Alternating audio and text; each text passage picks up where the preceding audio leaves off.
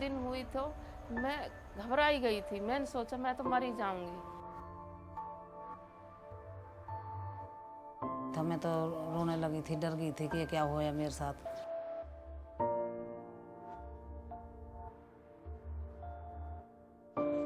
हमें ये तो पता नहीं था क्या होता है महीना।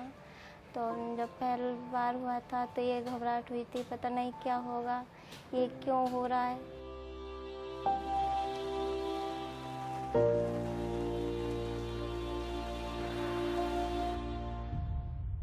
71% of girls are unaware about the concept of menstruation until menarche.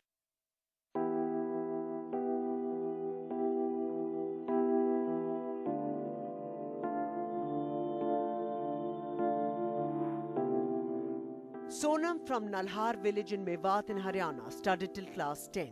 She started getting her periods when she was 15 years old. She was frightened as she had no idea what had happened. A year later, at 16, she was married off without being told anything about menstruation. 15 में हुआ था मुझे और हमें ये तो पता नहीं था क्या होता है महीना। तो जब पहली बार हुआ था तो ये घबराहट हुई थी, पता नहीं क्या होगा, ये क्यों हो रहा है। तो फिर मम्मी से पूछी, मम्मी ये क्या होता है। तो मम्मी ये बोली कि कपड़ा लगा लो। तो फिर हमने कपड़ा लगाया। तो फिर उसके बाद मम्मी ने हमें कुछ नहीं बताया। Sonam was given no information about how to cope with the menstrual cycle, not in her maternal home, neither from her mother-in-law, who dismissed her questions by merely telling her that it happens to all women. So now 20 years old, this is what Sonam knows. सास बोली कि बेटा ऐसे सबके होता है, आपके साथ नहीं होता, सबके साथ होता है ऐसा।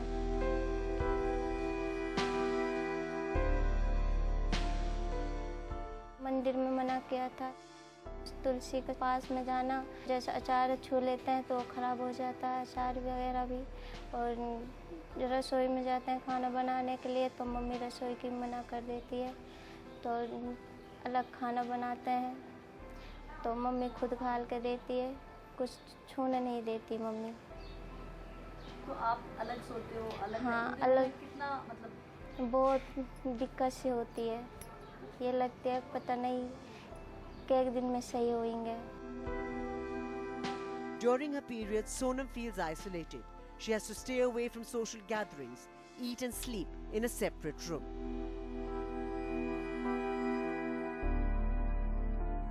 जब डेट आती है तो ऐसा लगता है कि पता नहीं अब क्या होगा, सबको पता लग जाएगी और फिर किसी चीज़ छूने नहीं देंगे, परिवार के संग नहीं रहने देंगे, खाना भी नहीं बनाने देंगे, इसलिए तो बहुत दिक्कत सी होती है दिल में।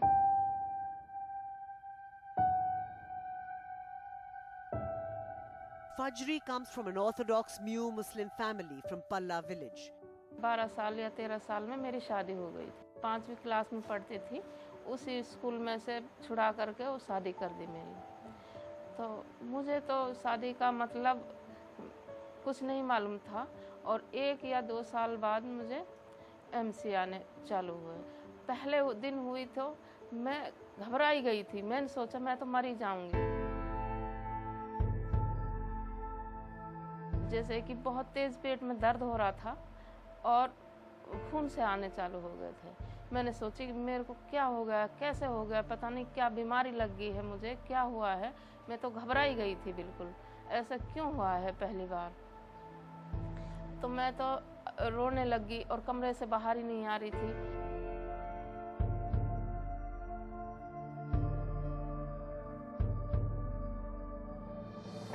मेरी सास के पास गई तो बोली नहीं, उन्होंने हम समझाया मुझे, नहीं ऐसा नहीं है, ये तो सब औरत को होता है, लेकिन ये पहली बार है, तुझे आदत पड़ जाएगी धीरे धीरे।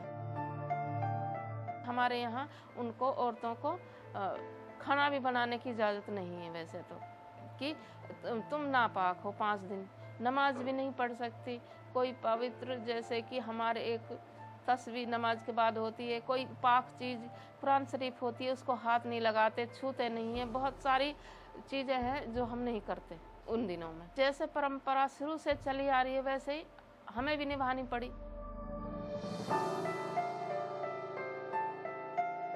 In Fajri's community, it is believed that menstrual blood is impure and must be allowed to flow freely.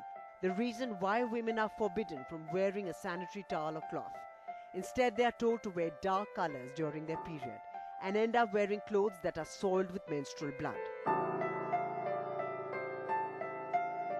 हमारे में ऐसे है कि कपड़ा नहीं लगा सकते। जो हमारी सास थी वो बोलती थी कि गर्मी निकलती है ये शरीर से, और कपड़ा लगाओगी तो वापस गर्मी शरीर के अंदर चली जाएगी और कुछ दिक्कत परेशानी हो जाएंगी और तुम्हें कुछ भी हो सकता है।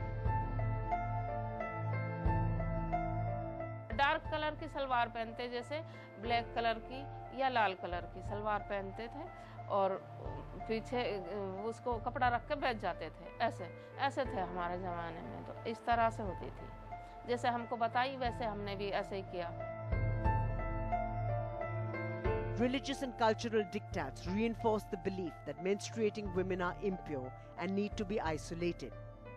For instance, Hindu women are simply not allowed to visit a temple, pray, cook, or touch anybody else. In Islam, menstruating women are prohibited from touching the Quran and praying during a minimum of 3 and a maximum of 7 days. They are not allowed to enter the mosque or fast. The Bible's 19th verse states, "When a woman has a discharge and the discharge in her body is blood, she shall be in a menstrual impurity for 7 days, and whoever touches her shall be unclean until the evening." The other cultural practices that add to the trauma. Menstruating women and girls are not allowed to sleep with the family. They are not allowed to touch pickle, papad, as it's believed that their impurity will spoil these food items.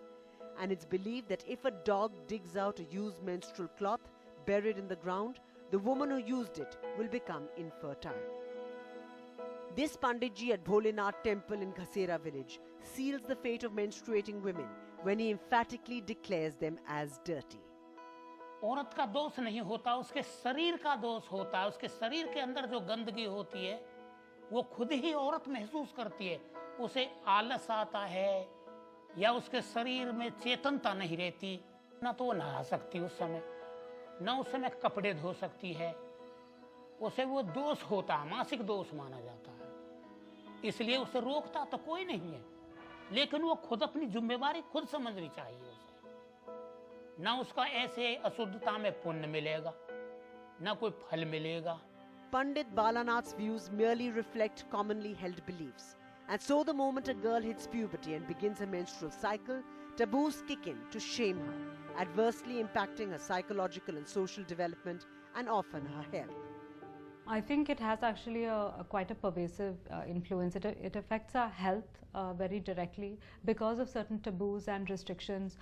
Girls may not, for example, be able to change their menstrual absorbent as frequently as they want to. It impacts whether they dispose it off by throwing it, by burning it, by burying it. So it even impacts like disposal practices, hygiene practices. In some communities, they say that you shouldn't bathe during your period. So the entire duration of your periods, don't bathe, don't wash your hair. So if you don't maintain hygiene by bathing or washing your genitals every time you change, that also impacts your ability to be clean and infections that you may pick up as a result of not washing yourself or changing your absorbent.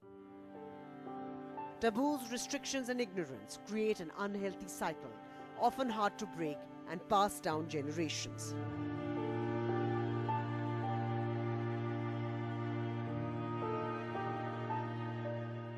Shakuntala was 13 when she got married and got her periods for the first time in her in-laws' home. She was not prepared for it. Her mother-in-law could not explain what had happened, but cautioned her to keep her state hidden from the menfolk in the family and imposed several restrictions. Once, she now places on her 3 daughters-in-law who live with her. मैं भी अपनी बहुओं को यही बताई थी, तो व्रत नहीं रखने देती मैं, तुलसी की पूजा इसको भी नहीं करने देती। जैसे हमारा अचार रखा हुआ घर में, तो हम जो साफ़ सुथरा पहली बार तो हम लड़कों से ही निकलवाते हैं, भाई अचार रख जाना निकाल के, तो रख जाते हैं, तो जब भी हम खाते हैं बहू या हम हाथ नहीं लगाते उस टाइम में। Shakuntala and her daughters-in-law all use cloth and rags as absorbents during their periods, which she says becomes very difficult to wash and dry in the sun. As apart from the stigma that comes with menstruation, They have little access to either water or private toilet facilities.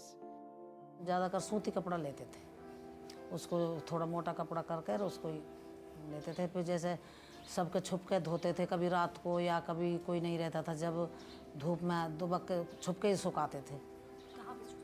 जैसे छत्ते हैं, जैसे किसी ओट में खाट वाट की ओट में छत उसको सुखा देते, तार पे तो कुछ कपड़ा ढक देते थे।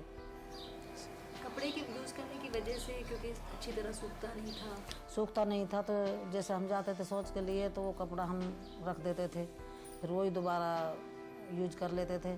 तो उसकी बदौलत हमारे बहुत ज़्यादा फुंसी हो जाती थी, खुजली हो जाती थी।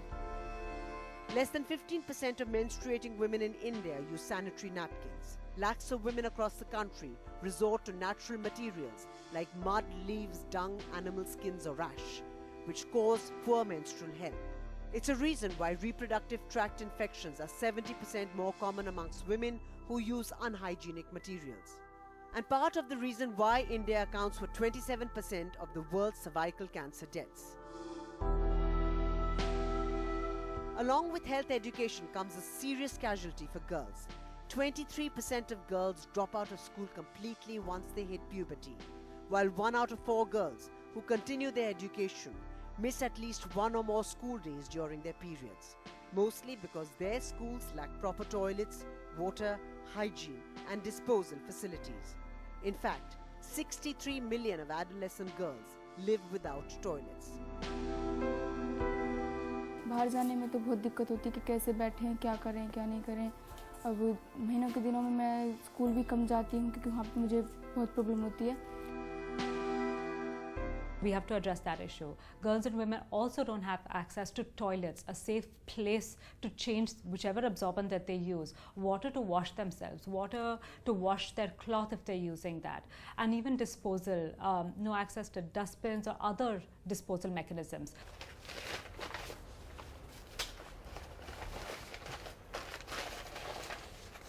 Thank you. You know how difficult the topic of menstruation is. Even in urban, privileged India, the act of buying sanitary napkins can be awkward. Wrapped as if we women are buying something that we should be embarrassed of.